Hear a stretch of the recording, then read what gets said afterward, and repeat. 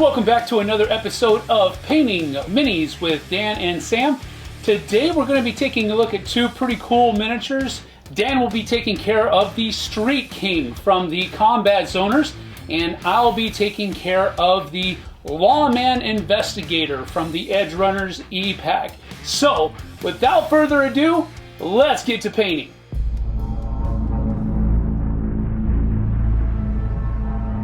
Hello and welcome back, everyone. My name is Dan with Monster Fight Club.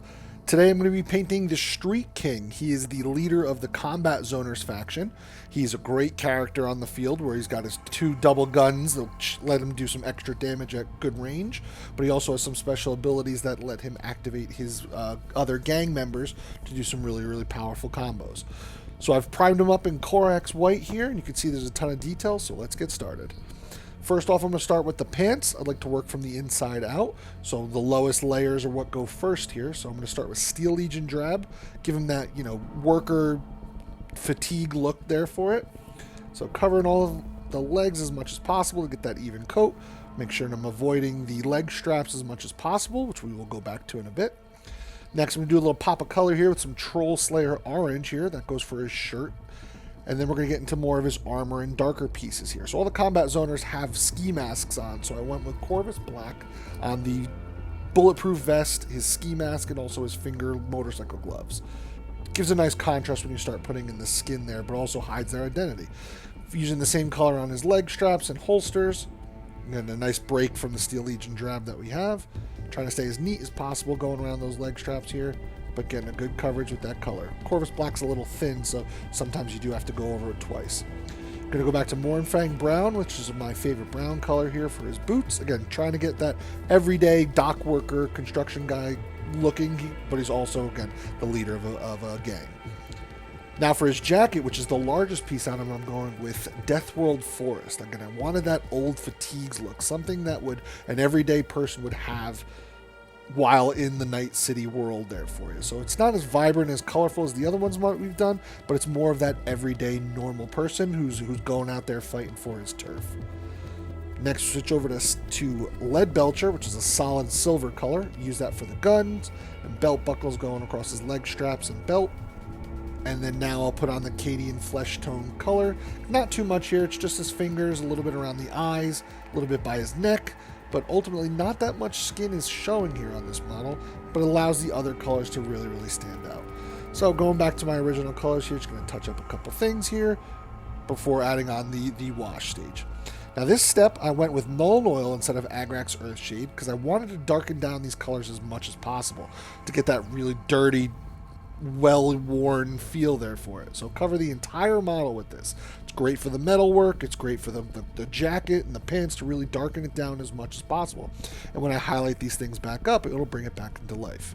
So kind of going in reverse here, going with Mournfang Brown to highlight the belt and boots, leaving the darker shade into the recesses there for it, so it gives that three-dimensional look. A little bit of Troll Slayer Orange, and now we're back onto the pants. Going with the same exact colors that we used, the Steel Legion Drab, painting just those elevated areas, leaving the shade in those darker recesses, gives it that realistic feel to it. Actually, it's somebody moving, wearing these pair of pants here, wearing these jackets and everything, but giving you that pop of color and bringing it back to life. Touching up the silver with our Lead Belcher again, get the belt buckles and the gun casings. You can see I'm going here pretty quick here, just keeping broad strokes, trying to stay as neat as possible. Now back with the jacket, we're on the same color, that Deathworld Forest. Again, just the highest folds and flat patches of this jacket, leaving the shade in the deepest recesses, really gives it that characteristic, that realistic feel to it. And you can see just a couple quick strokes around the large flat back pieces, down the trim of the sides, up the sleeves, really gives it that old fatigue looking like a coat, something his grandfather would add.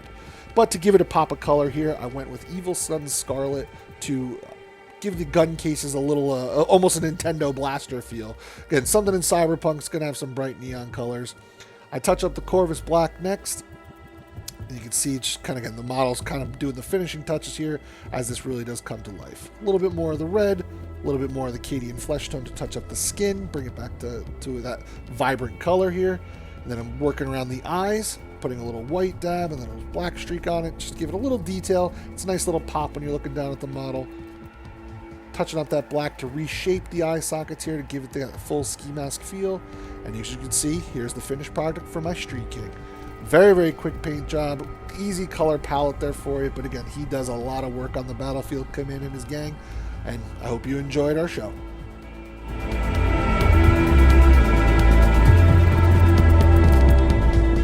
Hey folks, welcome to the Lawmen Investigator, or the Hard-Boiled Detective. This is Sam. As you can see, the sculpt is pretty cool, has a lot of really neat details to it, so I'm really looking forward to getting to painting this. We're going to start off with the flesh using Army Painter's tanned flesh color here. He's showing some chest, getting his cheeks, the back of his neck, his hands, all that good stuff. It's kind of the bottom layer, so to speak, so started to go with that first. Then I moved on to the pants with leather brown. And this is kind of a thin paint, so I had to do a couple of different coats for it all together, but ultimately I did get it to cover pretty well.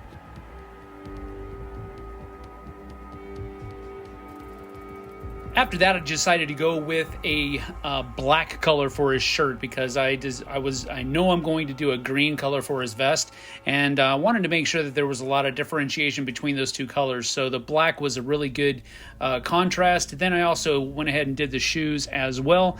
Came back and did the hat with leather brown. So everything's really kind of coming together now. So now we're going to head on to the vest, and I used green skin for this one. It's a good, neat looking green that I provided a good base for the lighter green that I'm going to come back with later on.